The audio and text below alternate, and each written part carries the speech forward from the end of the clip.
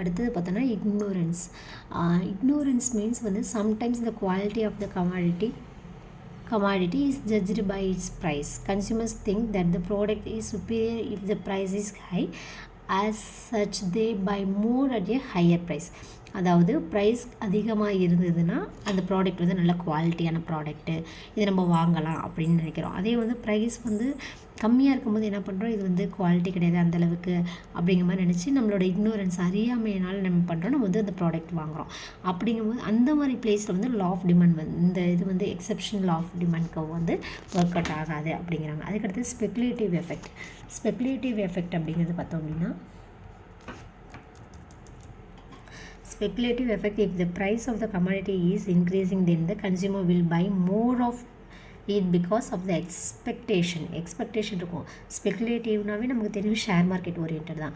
அப்படிங்கும்போது நமக்கு வந்து இதில் இந்த ஷேர்ஸ் நம்ம வாங்கணும் அப்படின்னா இது ஃப்யூச்சரில் வந்து இவ்வளோ ரேட் அதிகமாகும், அப்போ தான் நம்ம சேல்ஸ் பண்ணிக்கலாம், அந்த மாதிரி ஒரு அசம்ஷன் எக்ஸ்பெக்டேஷனில் வந்து நம்ம என்ன பண்ணுவோம் அப்படின்னா அந்த மாதிரி பிளேஸில் வந்து நம்ம வந்து ஷேர் வாங்குறது வந்து லா ஆஃப் அந்த எக்ஸப்ஷனில் வந்து ஒர்க் அவுட் ஆகாது இந்த ஸ்டாக் மார்க்கெட் அப்படின்னு சொல்கிறாங்க. அதுக்கடுத்து fear of shortage during times of emergency or war people may expect shortage of a commodity and so buy மோர்.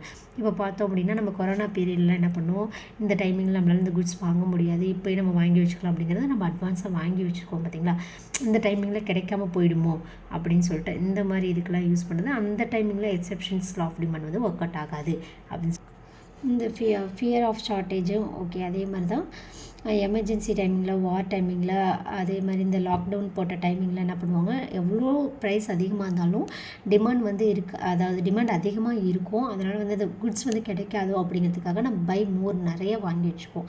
இது ஃபியர் ஆஃப் ஷார்ட்டேஜ் அப்படின்னு சொல்லுவோம். இந்த மாதிரி இதில் வந்து எக்ஸப்ஷன் டிமாண்ட் கர்வ் வந்து ஒர்க் அவுட் ஆகாது. ஃபஸ்ட்டு பார்த்தோன்னா ரீசன்ஸ் ஃபார்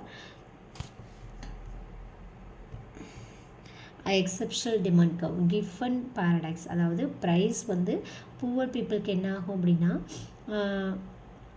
ப்ரைஸ் வந்து கம்மியானா அவங்க வந்து கொஞ்சம் கம்மியாக வாங்கிக்குவாங்க, அதிகமானால் அது கொஞ்சம் வந்து அதிகமாக வாங்குவாங்க. இந்த ரைஸ் ராகி இந்த இதில் வந்து கிஃபன் பேரடாக்ஸில் ஒர்க் அவுட் ஆகுது. அடுத்தது பார்த்தோம் அப்படின்னா வெப்லன் ஆர் டெமான்ஸ்ட்ரேஷன் எஃபெக்ட் வந்து சோசியல் டிஸ்டன்ஸ் ப்ரிஸ்டேஜ் அவங்களோட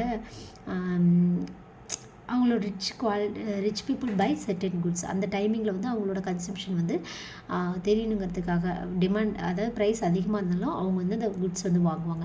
இக்னோரன்ஸ் அறியாமல் வந்து இந்த ப்ரைஸ் வந்து அதிகமாக இருக்கிறதுனால தான் அது ஹை குவாலிட்டியாக இருக்கும் அப்படின்னு ஒரு அசம்ஷனால் வாங்குறது இக்னோரன்ஸ். அதுக்கடுத்து ஸ்பெகுலேட்டிவ் எஃபெக்ட் பார்த்தோம் அப்படின்னா, ஷேர் மார்க்கெட்லாம் இந்த ஷேரோட இது வந்து ஃப்யூச்சரில் வந்து இன்க்ரீஸ் ஆகும், அதனால் நம்ம வந்து இந்த ஷேர்லாம் வாங்கி வச்சுக்கலாம் அப்படிங்கிறதுக்காக ப்ரைஸ் அதிகமாக இருந்தாலும் என்ன பண்ணுறாங்க, டிமாண்ட் ஆகும் அதுக்காக அப்படின்னு வாங்கி வைக்கிறது.